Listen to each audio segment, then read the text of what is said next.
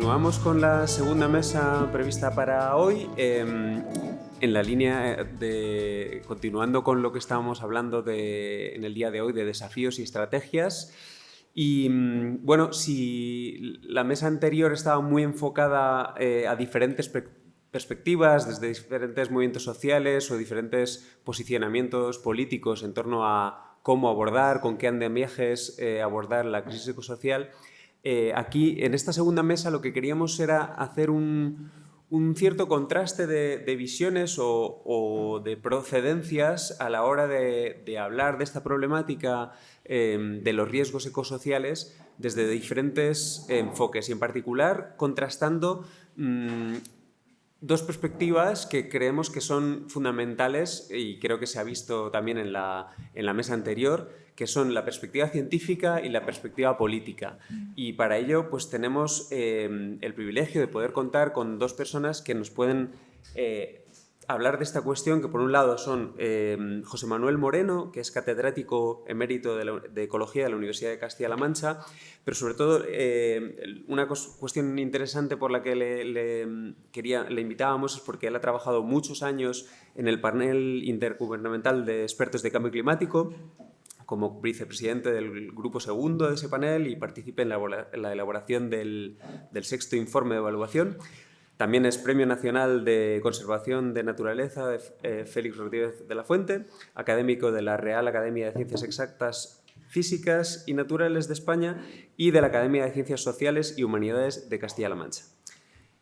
Por otro lado, también tenemos desde la perspectiva de la politología a Marian Martínez Bascuñán, que es politóloga, profesora de Teoría Política de la Universidad Autónoma y es especialista en Teoría Política y Pensamiento Feminista. Finalizó sus estudios en Ciencia Política y Derecho en el Instituto de Estudios Políticos de París y ha sido investigadora visitante en la Universidad de Chicago y la Universidad de Columbia. Y bueno, ha escrito numerosos artículos académicos, ha publicado recientemente el libro Populismos con Fernando Vallespín y fue directora de opinión del diario El País, donde entre 2018 y 2020 y actualmente sigue siendo columnista y editorialista del mismo periódico. Entonces, yo lo que voy a hacer es plantearos una serie de preguntas, pero en vez de plantear las preguntas y que hagamos una conversación, simplemente lo que voy a hacer es plantearos a cada uno una serie de preguntas para que vayáis respondiendo uno y luego la otra y luego haremos una conversación, dado que vamos a tratar de, en la medida de lo posible, ceñirnos a los tiempos establecidos y terminar en torno a las 8:30. Entonces, en el caso de José Manuel, las preguntas que nos planteábamos que queríamos hacerte, por un lado, era ¿qué balance podríamos hacer del estado de la cuestión en términos de riesgos climáticos y escenarios de futuro? Además de qué valoración te merecen en este sentido, considerando los riesgos y las amenazas, incertidumbres, etcétera, las respuestas que se ofrecen desde las instituciones a los avisos científicos, ¿no?, que vienen de muchos años. Y por otro lado, pues qué líneas de acción y dónde habría que poner el énfasis para afrontar estos riesgos. Y bueno, hablo de riesgos climáticos, pero podríamos hablar, o sea, por tu especialidad, pero en realidad lo podemos ligar a otros riesgos de tipo ecosocial, ¿no? Bueno, señores, tengo malas noticias. No de la ciencia. Yo he tenido la fortuna de ver a principios de los años 90 cómo nos reunía el presidente Bush padre para hacer instituciones, para seguir investigando el cambio climático, porque entonces no sabíamos suficiente. Es verdad que no sabíamos tanto como sabemos hoy, pero sabíamos lo suficiente. A pasar, digamos, a tener o haber visto cómo las predicciones que se habían hecho se han terminado cumpliendo. Es decir, no hay ni una sola que no se haya verificado como realidad. Así es que desde el punto de vista de la ciencia ha hecho su labor. Y es documentar que estamos inmersos en un cambio climático sin comparación con la historia de la Tierra reciente. Sabemos lo que está pasando, sabemos lo que nos va a seguir pasando, sabemos cómo se puede abordar y además en este tiempo han aparecido unos compañeros de viaje extraordinarios, y es que las energías no contaminantes, las energías renovables, no la nuclear, como alguien decía antes, Pues resulta que son más baratas casi en cualquier contexto. La solar será la más barata en 2030 casi hasta en Groenlandia. Así es que, digamos, desde el punto de vista científico y técnico, tendría que decir, señores, la ciencia ha hecho su papel y lo ha hecho. Pero, claro, hay malas noticias. Hay un fantasma que recorrió Europa en los años 20 y en los años 30, y ese fantasma en forma de neofascismo, es la primera vez que uso esta palabra públicamente. Yo no la usaba en mis tiempos de estudiante, pero hay que hablar las cosas como son. Está dominando el mundo. Se ha hecho con el poder en el país más poderoso y, claro, no es que, bueno, primero desde el punto de vista humano, el neofascismo necesita siempre un culpable. Entonces los culpables son the most despicable human beings, que son los pobres inmigrantes, los seres más despreciables. Manda, carallo, el que alguien tenga, en fin, en fin, no sé qué decir, de que pueda llamar así a la gente que emigra. Pero eso es lo que hay. Y aquí se les llama de otras maneras. Si digo Mena, todo el mundo sabe que Mena es horroroso, qué cosa hay. Dios mío santo, pobrecillos niños, ¿no? Así es que desde esa perspectiva tenemos muy malas noticias, porque el primer gobierno Trump, aunque intentó, se salió de verdad del Acuerdo de París, pero las emisiones en Estados Unidos siguieron bajando. Y este segundo gobierno tiene otra dimensión, porque ya no es el cambio climático, es la ciencia en general, es la comunicación, es cualquier cosa, digamos, que no sea doblar el lomo frente a lo que el dictador misógino, ladrón, condenado, convicto, dice. Es decir, esto es lo que tenemos. Es decir, yo he vivido mucho tiempo en Estados Unidos, pero nunca me podía imaginar que la ciencia iba a ser perseguida. Hoy mis compañeros ni se atreven a salir a la luz pública los que están haciendo determinadas cosas, desde luego si están relacionadas con cosas ambientales, porque cualquier cosa ambiental está en sordina. Pero no es solo el cambio climático, es todo lo ambiental, absolutamente todo lo ambiental. Es decir, la primera decisión que toma es decir, el río Sacramento, porque hay agua para salvar una especie de pecito, ese pecito es muy pequeño, entonces traigo agua para abajo para apagar unos fuegos, que resulta que el agua no llegaba allí, que no servía para nada y que la política que estaban haciendo era la correcta. Pero ¿qué más da? Se hizo y se fastidió. Así es que es la ciencia, es toda la ciencia, es todo el medio ambiente. El medio ambiente, quitemos cualquier botón que esté bloqueando el desarrollo de la cuenta de resultados de estos mangantes, claro, ¿no? Porque el desarrollo tiene que ser o social y ecológico, o si no, no es desarrollo. Pues hemos vuelto ahí a esa situación, ¿no? Hoy Paul Krugman decía, frente a drill, baby, drill, decía Nils, baby, Nils. Es decir, no te vas a salir con la tuya, porque por mucho que quieras promover el fracking, como el fracking es muy caro,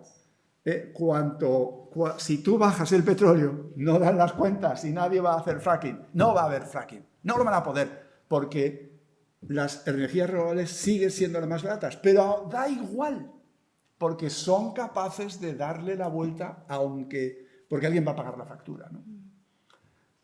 Así es que en estas estamos, ya mi preocupación ya por el medio ambiente o por el cambio climático ha pasado a ser una preocupación fundamental por la política. Estamos en los años 20 y o empezamos a salir a la calle, empezamos a cambiar nuestro discurso, empezamos a enarbolar banderas y a no consentir que esto ocurra porque, ojo, nuestros compañeros están eligiendo a estas personas, nuestros conciudadanos los están eligiendo, como eligieron a Hitler, por cierto. Y yo, de joven, que viví tiempo en Alemania, nunca me pude imaginar como aquella gente tan educada, tan bien educada, que sabía tanto, los padres de mis amigos, cómo pudieron en su día hacer caso a semejante botarate. Bueno, pues hoy lo tenemos ahí. Mis amigos, que ya son viejos como yo, no pueden hablar a sus vecinos de toda la vida porque se ha establecido en Estados Unidos una divisoria que no existió nunca, ¿no? Y aquí también lo tenemos. Y claro, la ideologización del medio ambiente, del cambio climático y todo esto tiene unas consecuencias enormes. Porque si tú lo niegas, y eso es lo que directamente dicen, es decir, los señores de Vox, directamente dicen, esto es fake. ¿Quién son ellos? ¿Pero qué entidad tienen? Pero da igual, hay gente que le cree. Pero ojo, hay otros que dicen, bueno, el cambio climático sí, pero sin exagerar. ¿Cómo? ¿Qué es eso de exagerar? Lo que vienen a decirte es, olvídate de esta canción. Claro, juegan a eso y se lo creen.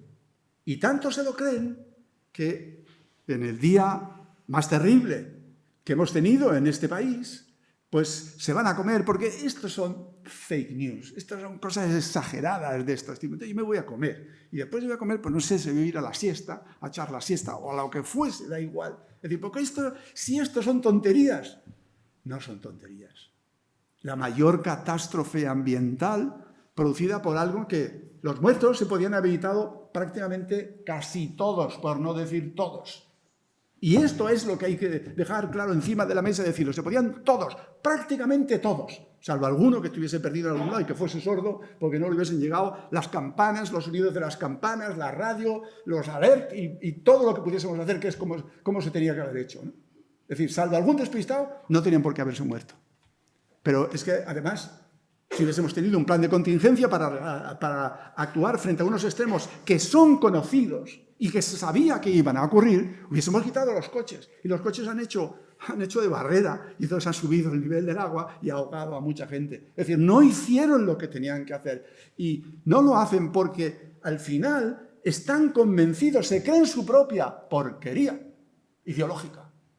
Y esto es tan terrible, y hemos visto aquí las consecuencias de esta ideología que nos está avanzando ahora. Así es que mi mensaje es, ¿qué les voy a hablar yo del cambio climático, señores? Si estamos hablando de lo de comer.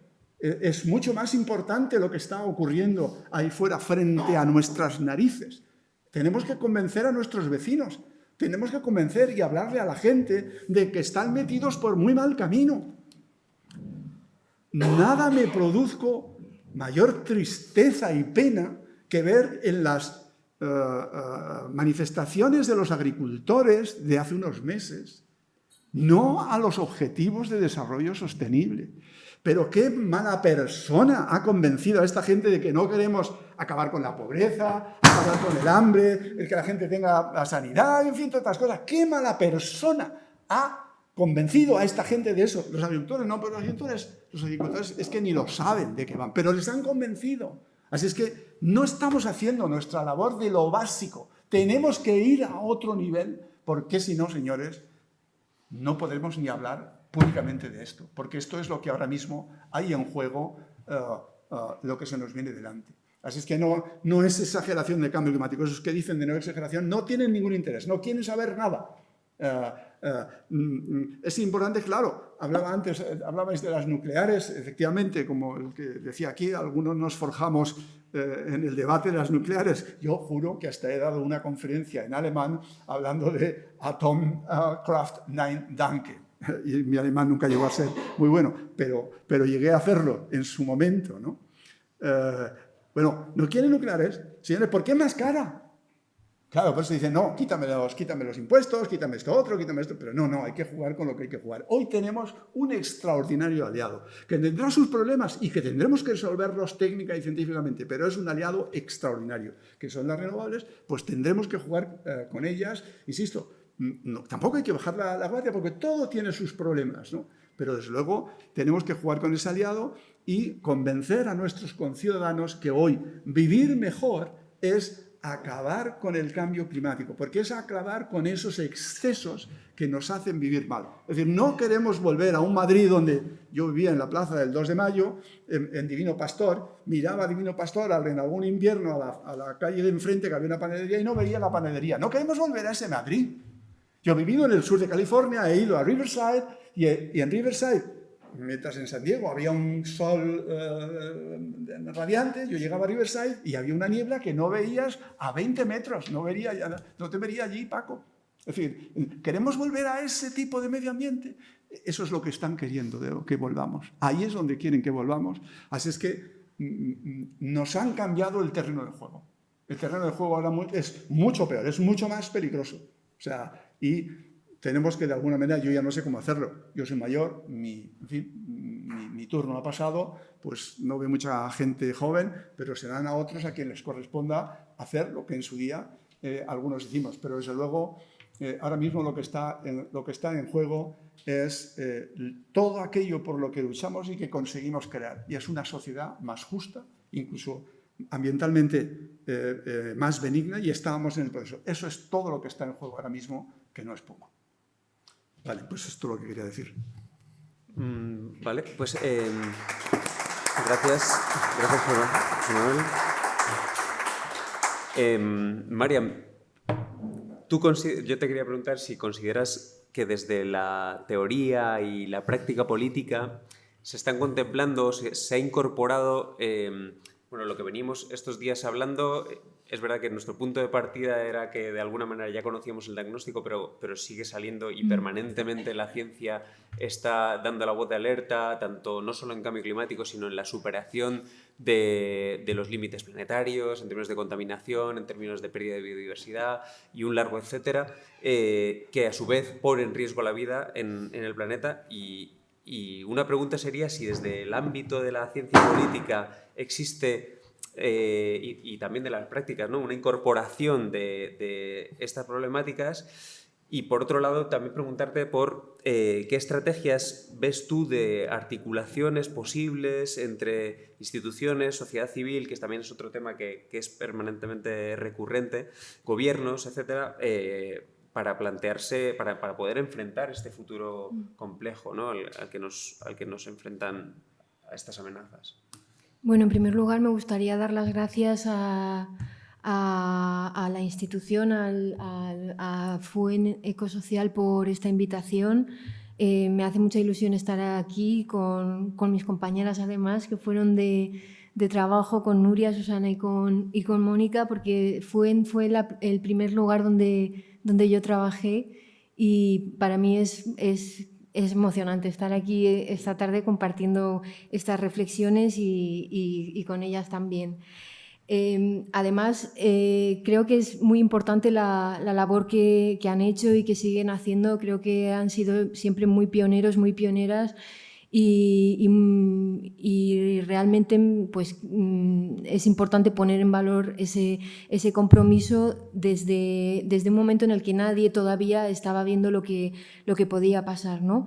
Yo comparto el diagnóstico a medias, lo comparto a medias, porque es verdad que la ciencia ha hecho su labor, pero a la vez no es verdad que la ciencia ha hecho su labor. Hay un problema con la ciencia que tiene que ver con la comunicación. Es decir, normalmente estamos hablando a convencidos, y el problema de la ciencia, y yo hablo como académica aquí y también como columnista, es que no sabemos llegar a las personas que ahora mismo son negacionistas, no solamente del cambio climático, sino de muchas cosas, ¿no? Entonces yo creo que la ciencia tiene que entrar, efectivamente, y ahí sí coincido con el diagnóstico, en el ámbito político, y es desde ahí desde donde me gustaría comenzar mi intervención, ¿no? Yo creo que se están contemplando, me preguntaba si se están contemplando, pero de forma muy fragmentada, de forma desigual y profundamente tensionada, por una crisis de legitimidad, sobre todo epistemológica, que atraviesa ahora mismo pues, la mayoría de las democracias contemporáneas, ¿no? Hay una complejidad en el panorama internacional que está marcado por la proliferación de teorías conspirativas, por la negación de la realidad y por la deslegitimación, y aquí voy, del conocimiento científico, ¿no? Hemos perdido la autoridad, y eso es un intangible. Eso es un pilar invisible de las sociedades que articulaban el debate público y que no somos capaces de recuperar, y que se basa básicamente en la confianza. Y esto, por muchos datos que demos y por mucha razón que tengamos, mientras no lo solucionemos, es decir, el problema de la confianza, pues no vamos a solucionar el problema del cambio climático. Yo siempre pongo un ejemplo que a mí me parece muy paradigmático. En la sesión de inauguración, en la toma de posesión de Donald Trump, la primera, él dijo, y ahí comienza lo que hemos denominado la posverdad, ¿no? Él dijo que jamás había habido tanta gente en una sesión de investidura, mucho más incluso que la de Obama, dijo. Esto era evidentemente mentira, había evidencia empírica que mostraba, había fotografías que mostraban que en la de Obama hubo muchísima más gente, ¿no? Entonces se preguntó a los votantes de Donald Trump por estas afirmaciones. ¿Pero usted cree, como ha dicho Donald Trump, esta verdad alternativa de que ha habido más gente ha sido la ceremonia más concurrida de toda la historia? Un 13% de los votantes dijeron que sí. ¿Cómo te explicas esto? Bueno, pues inmediatamente, cuando una vez contestaron afirmativamente, inmediatamente dijeron: bueno, pues aquí tiene usted las fotos, fíjese, aquí estaba la de Obama, aquí estaba la de Donald Trump, ¿qué ve usted? Y con la foto delante, con la evidencia empírica delante, dijeron: bueno, sí, pero estas fotos vienen del New York Times. Entonces, ahí ya se acaba cualquier argumento, ¿no? Hay una deslegitimación de la intermediación, de la fuente, mediante la cual se organizaba tradicionalmente pues, la razón democrática, por así decir, los debates, etc. Y aquí incluyo a la academia, incluyo a los medios de comunicación, incluyo a los partidos políticos tradicionales, que han perdido esa confianza, de manera que, teniendo incluso la evidencia empírica delante, pues no la creen, ¿no? Ese es el problema, ¿no? Vivimos una época de lo que yo voy a denominar aquí epistemologías de la protesta, lo voy a explicar, y las verdades de identidad. Y lo explico así aquí porque creo que puedo explicarlo aquí de esta manera, ¿no? Porque creo que ustedes me van a entender. Estas epistemologías de la protesta y las verdades de identidad nos dicen que la ciencia deja de ser un terreno común que ordena el debate y pasa a formar parte de luchas simbólicas e ideológicas. La ciencia deja de ser un árbitro que puede ordenar el debate, como pasó con el Brexit, y pasa a ser un actor más dentro del terreno de confrontación, incluso un arma arrojadiza. Estamos hartos de los expertos, dijo uno de los ministros del Brexit, ¿no? De manera que expulsa también a la ciencia, a los expertos, como garantes de alguna manera de que haya un terreno común sobre el cual se pueda discutir si va a ser bueno o malo salir de la Unión Europea o no. Por tanto, esta es la época en la que vivimos, ¿no? Un contexto en el que la ciencia deja de ocupar el lugar privilegiado de autoridad neutral y objetiva que tuvo durante la modernidad. Vivimos una transformación profunda del modo en el que se construye, se transmite y se disputa el conocimiento, sobre todo en el espacio público, y este cambio, como digo, se expresa en estos dos fenómenos, la epistemología de la protesta y las verdades de identidad. ¿A qué me refiero cuando digo epistemologías de la protesta? Pues este concepto remite a una forma de saber que no se basa en la validación científica o institucional, sino en la experiencia subjetiva, el resentimiento o la exclusión percibida. Piensen en los chalecos amarillos. Ellos no estaban cómodos con las medidas que se estaban tomando, se ponen chalecos amarillos para decir no somos invisibles, ahora nos vais a ver, y además nuestras vidas importan. Entonces, en ese momento, sus reivindicaciones pasan a un primer plano y cualquier verdad científica pasa a un segundo plano. Entonces, estas epistemologías son formas de conocimiento que reclaman legitimidad desde ese malestar. Somos invisibles, no estáis teniendo en cuenta que nosotros vivimos en la periferia, que si subís el precio de la gasolina nos vais a dificultar todavía más la vida, y esto así es lo que ha explotado el populismo, ¿no? Desde la posición de quienes han sido silenciados ¿por las élites del saber? Pues sí, por las élites del saber, porque yo como politóloga no supe identificar ni siquiera el perfil. Se movían fundamentalmente por redes sociales, aparecieron sin que los identificásemos y así han ocurrido las mayores turbulencias de los últimos años, sin que nos hayamos dado cuenta prácticamente. Nadie pensaba que iba a ganar Donald Trump en las primeras elecciones.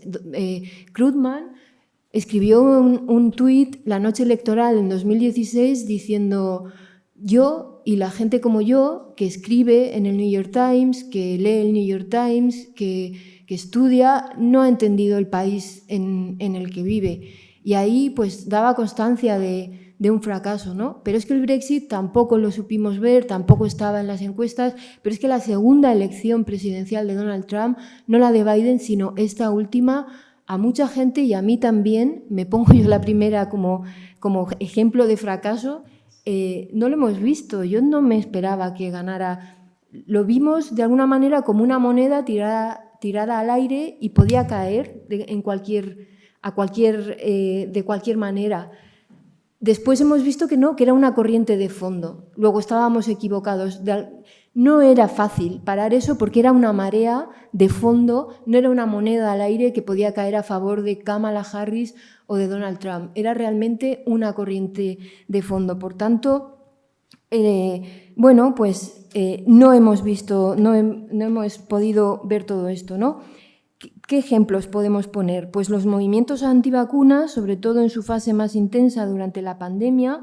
En muchos casos la oposición a las vacunas no se basaba únicamente en la desinformación, sino en una desconfianza profunda hacia el sistema médico, las farmacéuticas, los gobiernos, a la instrumentalización que hace el poder político de la ciencia. Primero sí las mascarillas, luego no, primero sí esto, luego no, etc. Esa desconfianza estructural articula una narrativa alternativa. No era solo una negación de los datos, sino una afirmación de que nos están mintiendo, nos manipulan, nos usan como cobayas. Es decir, es una respuesta política y emocional, o si quieren una resistencia al saber hegemónico en nombre de esa experiencia vital, ¿no?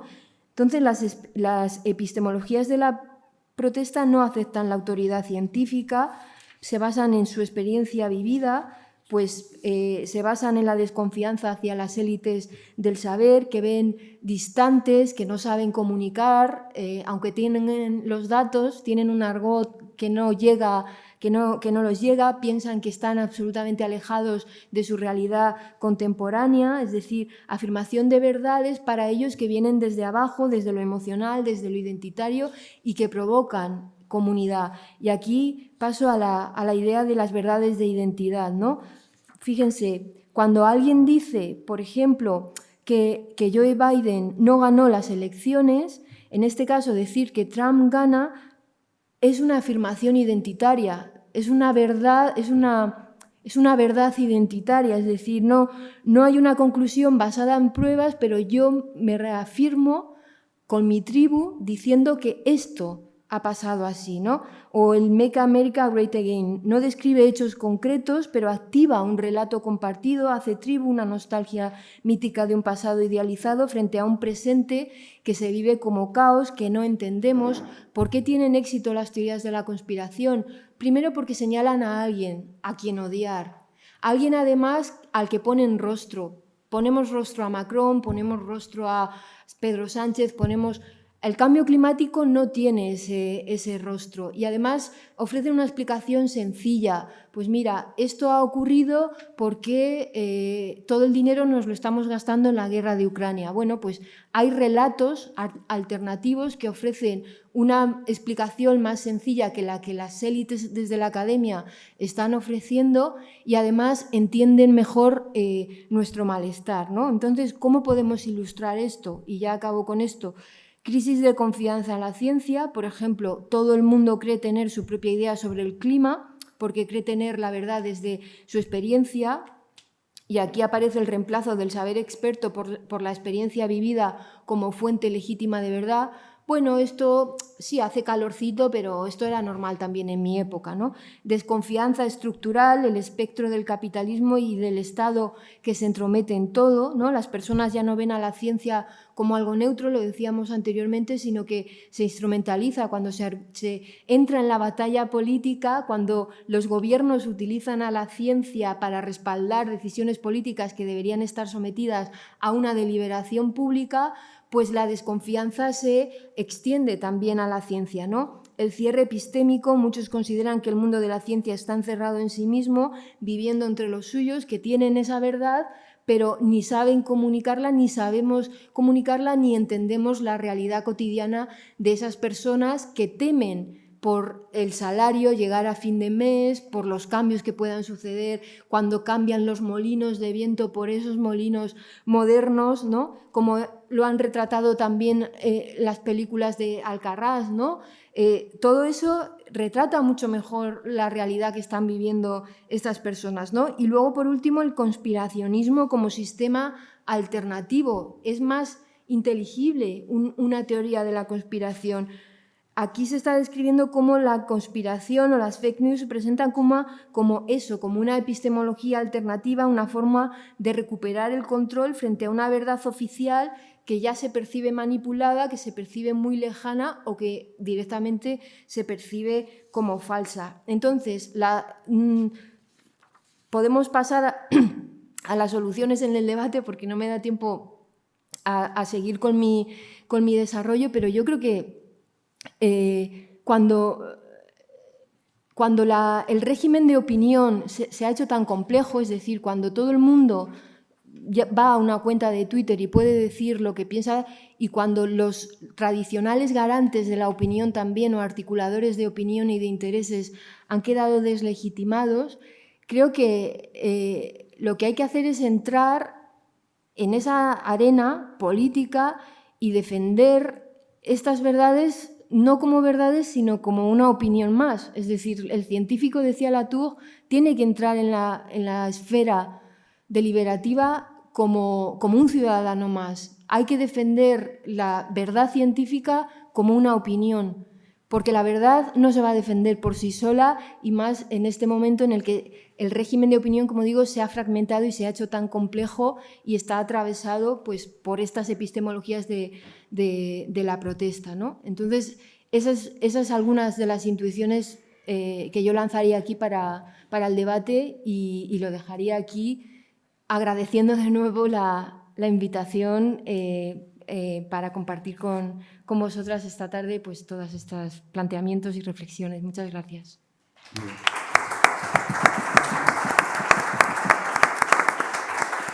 Muchas gracias, Marian, por tus comentarios, tus aportaciones.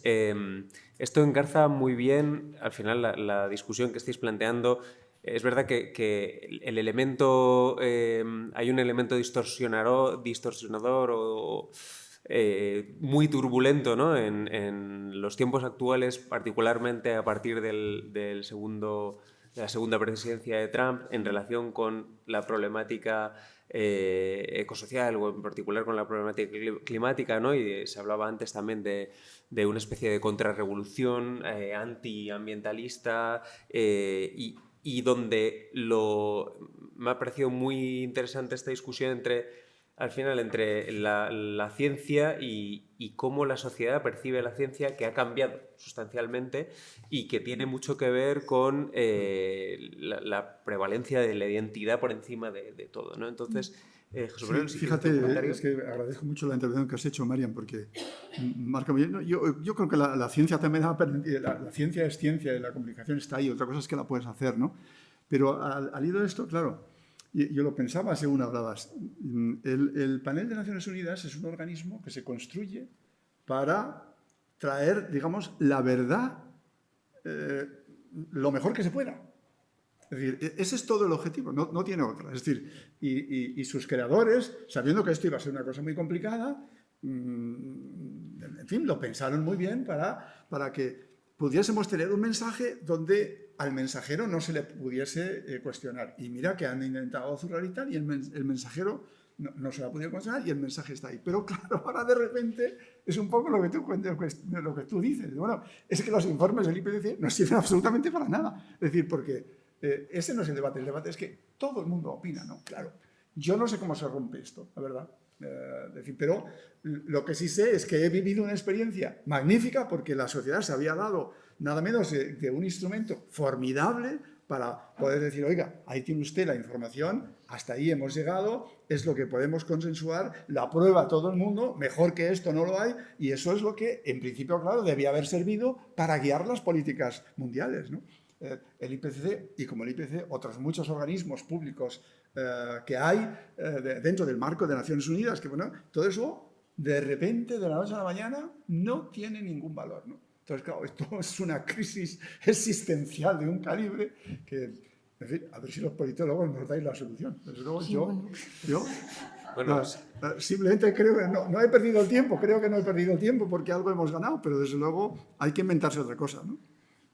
Bueno, lo bueno es que nos queda un poco de tiempo para poder reflexionar también colectivamente y cotejar un poco también con quienes estáis entre el público para poder hablar sobre este eterno tema de dato versus relato y cómo combaten y enlazarlo también con cuestiones que se han planteado anteriormente, porque bueno, para eso estamos también hablando de todas estas cuestiones conjuntamente. Entonces, por aquí tenemos una intervención, Adrián, si quieres, y por ahí otra.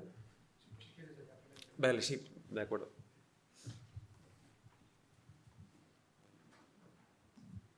Hola.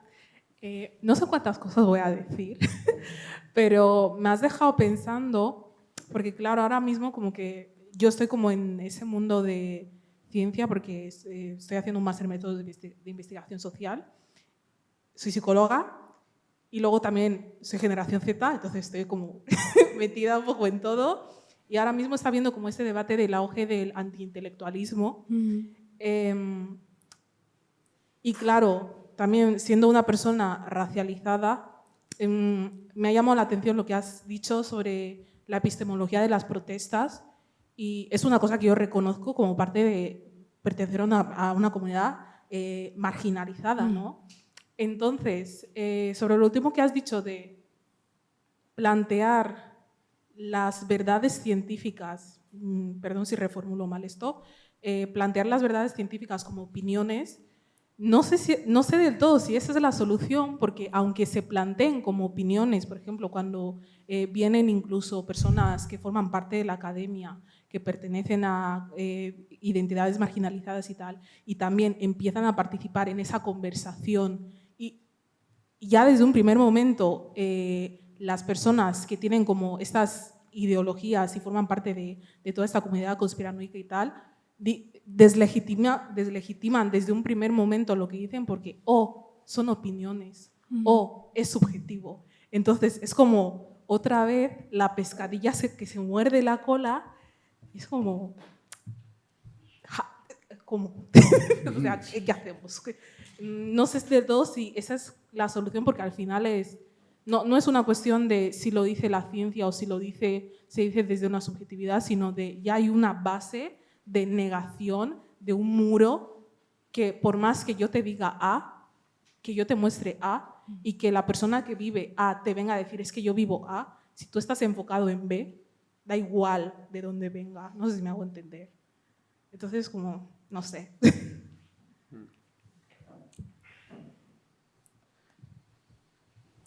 Tampoco valía, si ya no valía lo de la ciencia, tampoco valía lo de si lo dice el Papa, tampoco ha valido. Esa era buena baza, además. O sea, esa era buena baza, sí. Nada, muchas gracias por las intervenciones. Parto como de una pregunta y si os he interpretado bien, pues tendrá sentido lo que he dicho, si no, pues no. Pero en lo que os escuchaba me daba un poco la impresión de que había una propuesta implícita, ¿no? Que es recuperar la legitimidad de la ciencia, recuperar la legitimidad de los espacios de opinión como mediadores, ¿no? Y reivindicar la neutralidad de los mismos, ¿no? Y yo creo que esa es una propuesta muy problemática. O sea, yo creo que es muy normal que la gente perciba una no neutralidad de la ciencia y una, por supuesto, no neutralidad de la comunicación y todavía una menor neutralidad de los espacios partidistas, porque es que no son neutrales. Entonces, incluso en el IPCC, y yo me baso en el trabajo del historiador de la energía Jean-Baptiste Fressos, podemos contrastar con tu experiencia, sería interesante, ¿no?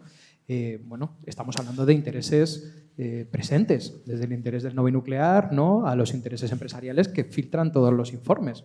Sabemos bien que la diferencia entre el informe elaborado científicamente y el informe publicado muchas veces es sustancial, ¿no? Eso por hablar de esa instancia que se supone que ha tenido la aspiración a ser la más neutral históricamente, ¿no? Entonces, es que es lógico que la gente desconfíe de los periódicos, es lógico que la gente desconfíe de los partidos, ¿no? Y es lógico que hasta cierto punto la gente desconfíe de la ciencia. Lo problemático es que eso se convierta en lo que estamos viviendo ahora. Es decir, que no hayamos sido capaces precisamente de elaborar esa no neutralidad, ¿no? Desde pues, una mayor diversidad, ¿no? Hacerla más explícita, trabajar, por ejemplo, como ha trabajado la filosofía de la ciencia, ¿no? Que es lo que yo puedo conocer un poco más, ¿no? Por hacer explícitos por lo menos esos sesgos, ¿no? Y poder básicamente por reformular la objetividad más allá del método, bueno, muchas cosas que se podrían haber hecho. Entonces, claro, un poco de aquellos polvos estos lodos, ¿no? Y el papel de los expertos en la política parlamentaria, ¿no? Criticada ya desde los años 70, pues es que es problemático. Entonces, me parece, y aquí lo cierro, lo podemos seguir dialogando, que en este punto volver a reivindicar eso, que además creo que nunca ha existido, probablemente será lo más erróneo que podamos hacer, ¿no?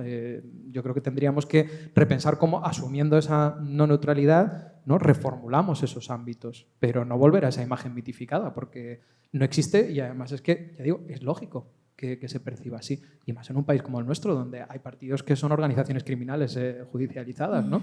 O sea, ¿cómo va a haber confianza en la política partidista? Sí, ¿puedo contestar ya para...? No? Sí, bueno, había una más. Muy breve.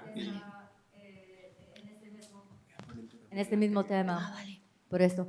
Es muy brevemente una provocación que no lo sé si la verdad es que tenemos que dar mucha atención a las personas que son negacionistas, que son fascistas, que votan para esta extrema derecha y o no sería mejor prestar más atención a las personas que están convencidas del cambio climático, que no son fascistas, pero que no votan, porque no van a votar, porque no participan en este. Porque yo creo que a convencer los racistas, los negacionistas, los fascistas, no lo vas a lograr, no lo vamos a convencer. También porque ahí no son opiniones que son motivadas racionalmente, ¿no? Ahora estoy diciendo algo un poco quizás, pero... yo creo que más que opiniones son como identidades, ¿no? Que te identificas con algo, con un discurso que te parece que defiende mejor tus intereses. Entonces, la motivación por qué la persona decía que, bueno, esta foto viene del New York Times, era, a mí yo la leo como un poco una defensa de tu posición a priori, ¿no? Claro que tú te das cuenta que estás diciendo una tontería, pero no te importa porque no es este el punto. El punto es que tú defiendes, que esta posición defiende tus intereses y que por otro lado, por cuanto pueden tener razón, pero no te defienden a ti, no te defienden a tus intereses. Entonces, estaba pensando que quizás esto no lo vamos, ¿sabes? A mí me preocupa más todo aquel mundo que ha perdido la confianza en la política por experiencia, porque quizás han votado Biden y Biden, claro, no ha defendido los intereses de los más pobres, no ha podido hacer mucho más, ¿no? Y entonces, bueno, nada, esto. Vale, vamos a volver a la mesa para que no se acumulen demasiadas las intervenciones y luego hacemos otra ronda que tenemos tiempo. Sí, bueno, claro, creo que la neutralidad no consiste en volver a reclamar o a impedir la autoridad del experto. La neutralidad aquí consiste en organizar o ser árbitro de una conversación en la que tú vas a participar también como ciudadano. Es decir, creo que desde luego reivindicar o tratar de reivindicar el papel del experto como si fuera un sacerdote desde el púlpito que nos dice con datos cómo hay que... Eso es una tecnocracia, además, no es una democracia. La democracia es el gobierno de la opinión. Lo decía la representante de la generación Z. Claro, pero, y tiene razón, o sea, claro que hay que opinar. Yo no quiero banalizar con esta idea de el dato mata relato es que no se trata de eso, se trata de crear un espacio público deliberativo en el que se implique a las personas concernidas con lo que está ocurriendo, ¿no? O sea, yo creo que por supuesto que no puede ser neutral, si es que tiene que ser profundamente político el debate sobre el cambio climático, porque implica hablar de quién gana y quién pierde. Eso es político. ¿Qué estilos de vida se promueven y cuáles se castigan? Eso es político. ¿Qué voces se consideran legítimas en el debate? Además de los expertos, las comunidades, la juventud, que es la principal implicada, y qué idea de justicia hay en nuestras decisiones colectivas. Entonces, la idea de la ciencia como articuladora de un debate en el que esté claro que hay un mundo común y estamos discutiendo sobre un mismo objeto. La posverdad no es el relativismo de las opiniones. Yo quiero poner en valor la opinión y sobre todo de las voces que tienen miedo o que han sido expulsadas de los debates. Pero en este momento no estamos en un relativismo de las opiniones. Estamos en un momento en el que no existe un mundo común y ese mundo común antaño estaba organizado por la ciencia, daba de alguna manera las reglas del juego mediante las cuales se podía debatir. Es decir, este es lo que estamos discutiendo, hay que poner aquí pues lo que ha pasado recientemente en España, ¿no? Que se dice la solución técnica, mire, no, es que esto es profundamente político. Lo importante es que todos debatamos en torno al mismo objeto, porque lo que ocurre ahora es que se ha fragmentado ese mundo común. Yo desde aquí veo el objeto de una manera, ustedes lo ven de otra, pero el hecho de que de alguna manera el acceso al mismo objeto sea intersubjetivo es al final lo que garantiza una objetividad, que es esa, que estamos discutiendo todos sobre lo mismo. Y eso es lo que hemos perdido. Por tanto, nada de reivindicar la autoridad de la ciencia, ni de los sacerdotes científicos, ni del dato mata relatos, sino la politización y la discusión pública sobre esto.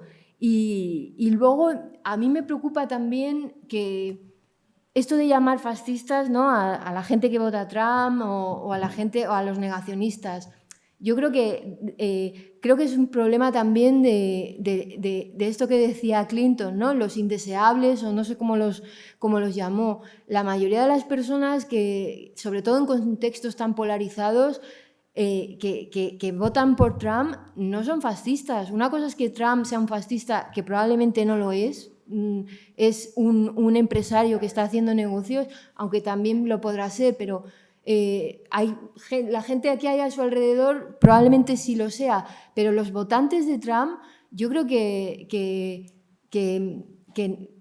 considerarlos o ponerles la etiqueta de fascistas o negacionistas en un contexto en el que hemos pasado una pandemia, en el que cada vez es más difícil acceder a comprender, ¿no?, lo que nos sobrepasa, todo lo que está ocurriendo, pues al final sí que se agarran a esas verdades identitarias, ¿no? Y yo creo que sí hay que convencerlos, desde lo que decíamos anteriormente, desde la confianza, desde un lenguaje accesible y desde abajo, ¿no?, desde ese debate y esa creación de foros donde las opiniones de todo el mundo valgan y donde el científico también sepa relacionarse desde ahí, ¿no?, desde la condición de ciudadano. Yo creo que mi posición es poner en valor precisamente la opinión, no la autoridad del experto, es lo contrario. Pero para eso, para que haya un debate, tiene que haber mundo común, tenemos que reconstruir ese mundo común. José Manuel, no sé si querías... Sí, bueno, digamos que yo he vivido y he sido protagonista de un proceso en el que, como decía, lo que se intentaba era destilar lo mejor de la ciencia para ponerla a disposición de aquellos que se supone que tomaban decisiones y que entonces que las pudiesen tomar informados de la mejor manera, ¿no? Claro, en este proceso se ha perdido, digamos, la confianza en el mecanismo de representación. Es decir, la representatividad se ha ido por los suelos, ¿no? Entonces, claro, ahora dices, bueno, ¿y entonces cómo hacemos esto? Es decir, porque yo lo mido desde el mundo de vista científico.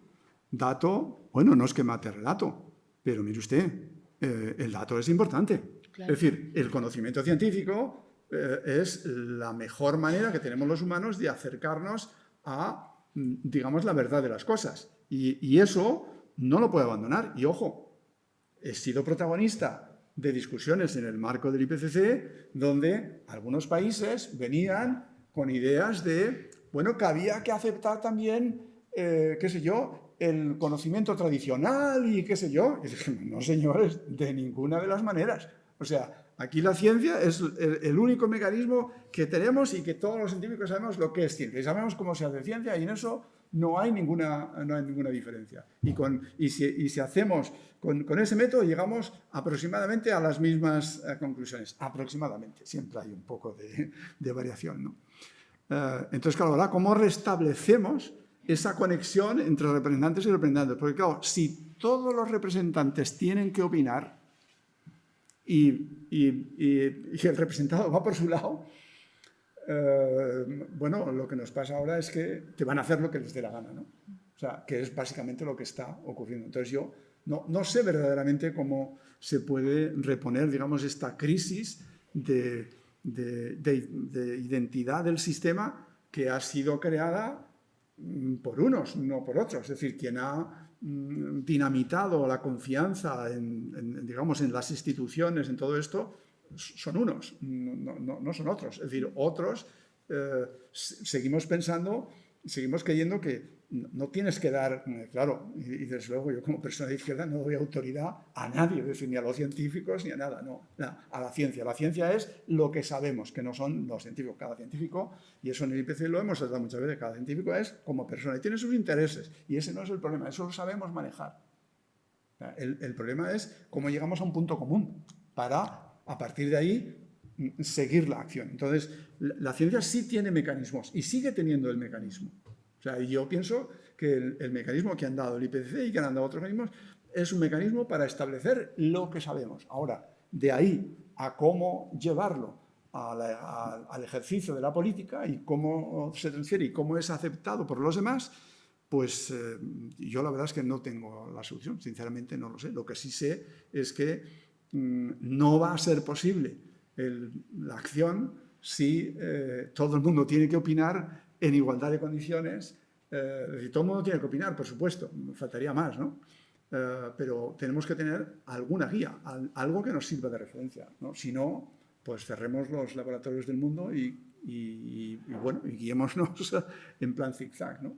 Yo no tengo solución para eso, la verdad, pero creo que la experiencia en la que yo he vivido y que he participado y que ha sido sometida, desde luego, a muchísimos vapuleos, precisamente para desprestigiarla y para que no fuese, pues creo que jugaba su papel hasta donde lo puede jugar. Es decir, no se trata de la verdad absoluta, no, todo esto tiene unas limitaciones, pero en algo tendremos que llegar a un acuerdo, ¿no? Y creo que lo que hay encima de la mesa, en lo que a cambio climático se refiere, que ha venido del panel y demás, pues creo que es razonablemente lo que hay. Y como digo, lo que falla es el modelo de transferencia para la ejecución. Yo ahí, francamente, no tengo ni idea. Sí, yo es que creo que lo que falla es esa confianza. Yo voy a poner otro ejemplo. Podemos mirar al horizonte y lo vemos plano. Entonces, ¿esto quiere decir que la Tierra es plana? Bueno, mi vista incluso me puede estar engañando y diciendo que la Tierra es plana, pero yo creo en la teoría científica que me ha demostrado que la Tierra es redonda. ¿Por qué? Porque lo he aprendido en la escuela, porque yo he crecido aprendiendo a confiar en un consenso científico que me han enseñado en el colegio. Entonces, esa confianza no parte desde las estrellas hacia abajo, sino que viene de abajo hacia las estrellas. Y eso es lo que se ha roto. Entonces, cuando yo digo que hay que poner más en valor la opinión, quiere decir que la ciencia, por supuesto que tiene que seguir organizando ese debate, porque si no, no hay conversación posible. A eso me refiero con el mundo común. Es decir, las reglas de esa conversación, el estar seguros de que estamos conversando sobre el mismo objeto, eso tiene que garantizarlo la ciencia, pero a partir de ahí, pues claro que tiene que ser un debate político. El debate ambiental está atravesado por conflictos, por desigualdades, por emociones, por visiones del mundo contrapuestas. Entonces, la ciencia nos da un marco para la conversación y a partir de ahí se tiene que producir esa conversación. Pero yo creo que el papel de la ciencia ahora mismo es recuperar esa confianza y hay muchos experimentos que se están haciendo. Rosan Bayón, por ejemplo, hablaba de los cuadernos del científico, ¿no? De ir a los institutos de las periferias y enseñarle a los chavales de los institutos, pues, qué era ser científico, qué preguntas se hacía un científico, incluso cómo trabajaba en el taller, y conversar con ellos y enseñarles el día a día de un científico, ¿no? Y esto producía un resultado, es decir, que muchas veces los chavales se planteaban las mismas preguntas que el propio científico y había ese acercamiento, ¿no? O sea, yo creo que hay que abrir el ámbito académico y el ámbito de la ciencia y entrar en esa conversación, pero eso no significa renunciar a esos consensos que establecía la ciencia y en los cuales confiábamos, ¿no? Yo creo que tiene que haber ese equilibrio, sobre todo en un momento tan polarizado. Pero el problema, y tú decías que la ciencia ha fallado en la comunicación, yo creo que la ciencia, probablemente, y no me lo conozco, ¿no? Pero seguro que ha avanzado en cualquier frente, ha avanzado en la comunicación y sabe cómo tiene que hacer las cosas. El problema es que la comunicación, para comunicarte tú necesitas un medio y los medios no los tiene cualquiera.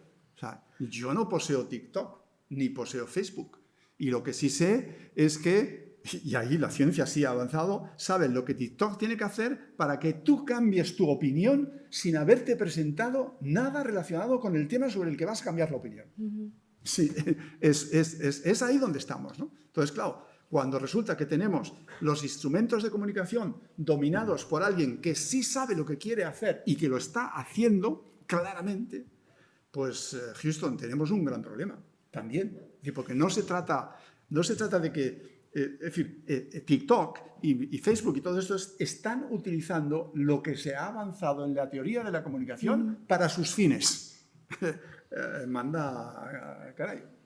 O sea que esto es un... Entonces, claro, sin la capacidad de dominar la comunicación y estando la comunicación en manos de quien está, pues es un debate complicado. Porque, sin duda. En fin, cualquiera, y la gente no renuncia a ello. Es decir, yo no estoy en ciertos medios de comunicación y es totalmente deliberado.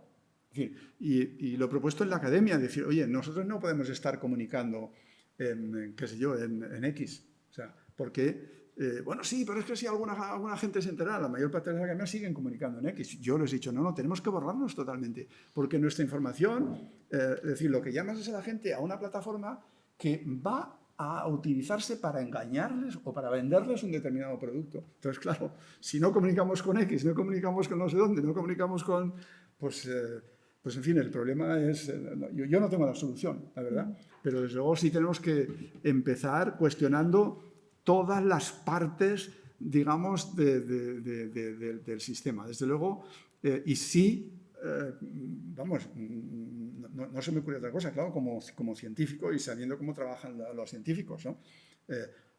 Sí que tenemos que dar algún argumento y tenemos que dar paso a la ciencia. Es decir, no, cuestionar la ciencia, bueno, creo que eso no tiene ningún sentido, porque cuestionarla se la ha cuestionado. En fin, todo el mundo conoce la historia de ExxonMobil.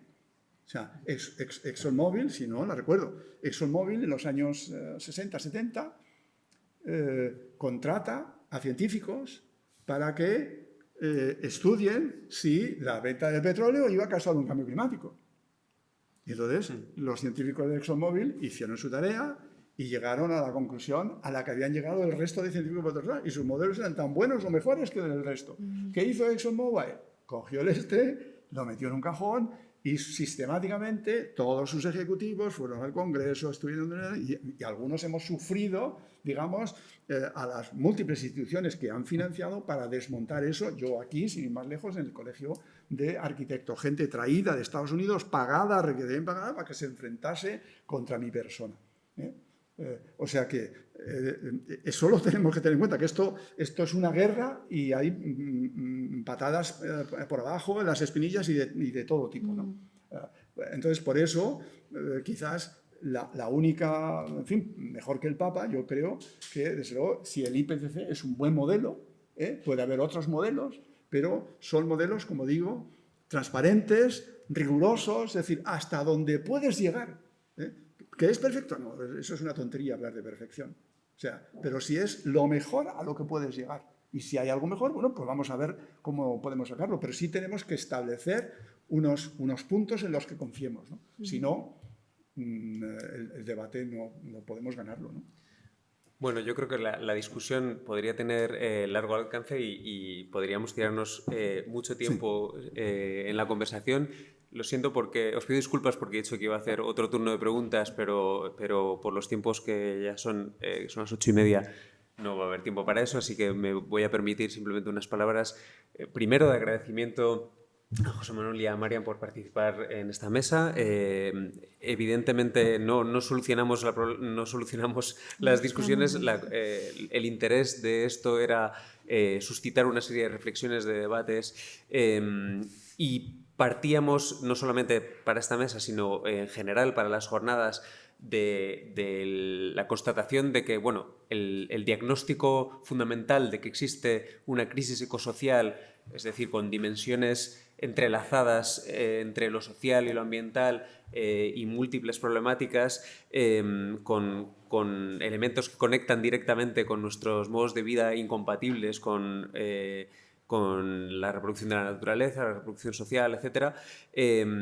Son diagnósticos que son relativamente conocidos, al menos en los ámbitos en los que nos movemos, y a lo mejor de lo que tenemos que hablar más es, bueno, con los riesgos que confrontamos, qué tipos de estrategias podemos abordar para proteger la vida al mismo tiempo que vamos tratando de mitigar, ¿no? Se habla siempre de mitigación y adaptación y hoy, o en estas jornadas, ayer y hoy, queríamos hablar más de la parte de adaptación, y eso tiene que ver evidentemente mucho con las estrategias, en combinación fundamentalmente con los diagnósticos, cómo se crean los diagnósticos. También, evidentemente, esa reflexión está ahí, la ciencia, la dimensión política, que indudablemente ha quedado claro en las diferentes mesas que es fundamental a la hora de abordar la problemática desde enfoques de justicia, de democracia, teniendo en cuenta las limitaciones ecológicas.